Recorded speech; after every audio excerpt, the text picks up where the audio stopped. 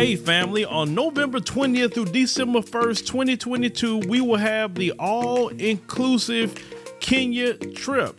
Now, a lot of times people have said, hey, Phil, when's the next trip we'd like to go?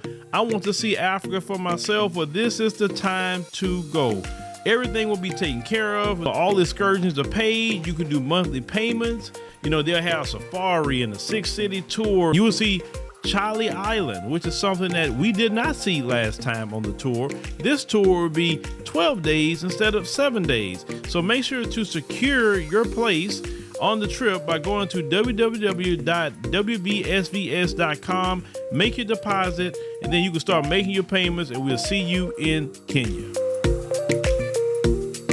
Hello fam, welcome back to the African Diaspora News channel. I am Wongel Zelalem, and today we're talking about polygamy. Again, this is like the second time we're talking about polygamy within, I would say, this 2 months. And the reason is it has become such a topic here, especially in Africa, because of all the laws and the bills that are being proposed. As you know, some countries allow polygamy in Africa and some don't. So the ones that didn't support polygamy are starting to propose the bill, which is angering, let's say, the feminists of that country and the rights activists. And we've talked about Ivory Coast just last month. So activists are angry over Ivory Coast polygamy proposal. Women's rights activists in Ivory Coast have expressed anger over a proposed bill that would legalize polygamy for men, calling it a step backwards in the fight for equality. Polygamy was outlawed in Ivory Coast in 1964.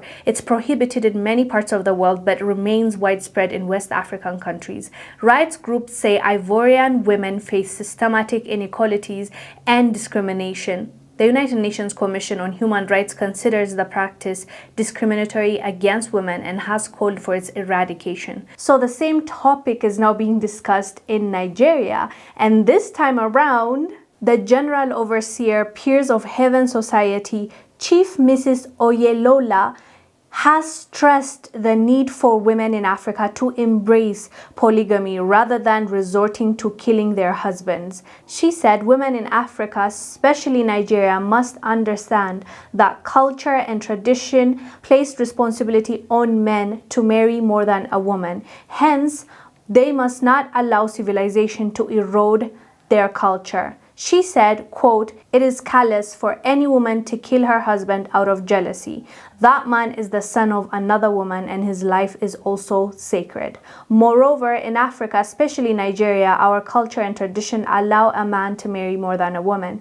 We must not allow civilization to erode on such tradition for posterity's sake. Here we also lecture women on the need to preserve critical areas of our culture."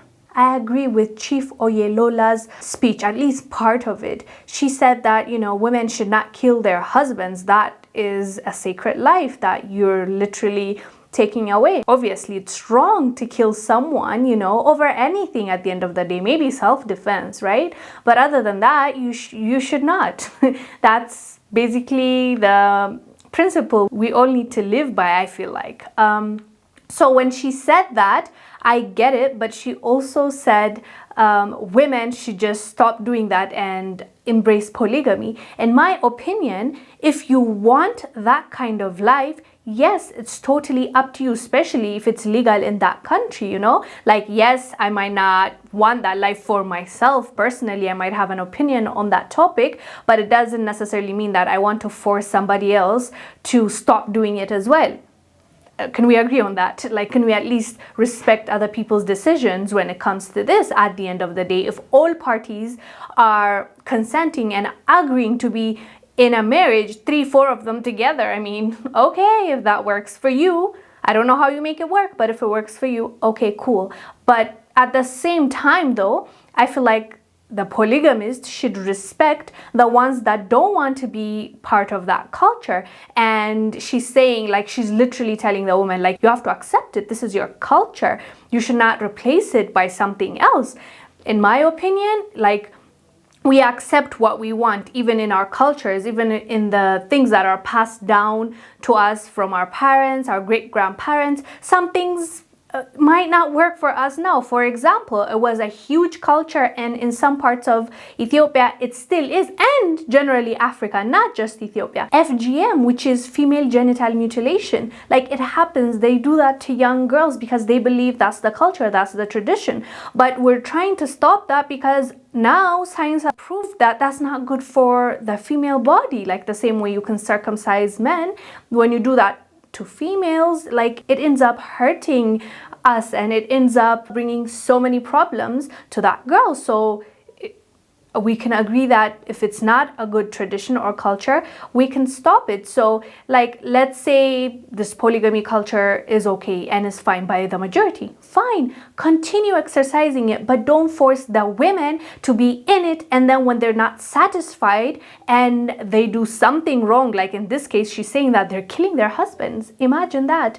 So if they end up doing that, then who is to pay? Like, you force them into that marriage. So let's also be mindful of both sides, in my opinion. When we want our culture to be respected, we also have to respect what that woman is saying. If she doesn't want to be a second wife, a third wife, don't force her into becoming one. That's what I have to say about this. Anyways, fam, let us know down below what your thoughts are about the polygamy conversation that has come up. I'm Wongel Zelalem. I'll see you on the next one. Bye. Hey family, make sure you join us on the new and improved AfricanDiasporaNews.org. Now, it is our uncensored and raw truth website. We have to make sure to have our own website because on social media platforms, they do have rules, and at any time they could change a rule and shut a whole genre down. Now, that would not happen to us because on AfricanDiasporaNews.org, we can speak the truth. We don't have to hold back. So make sure you join our website today.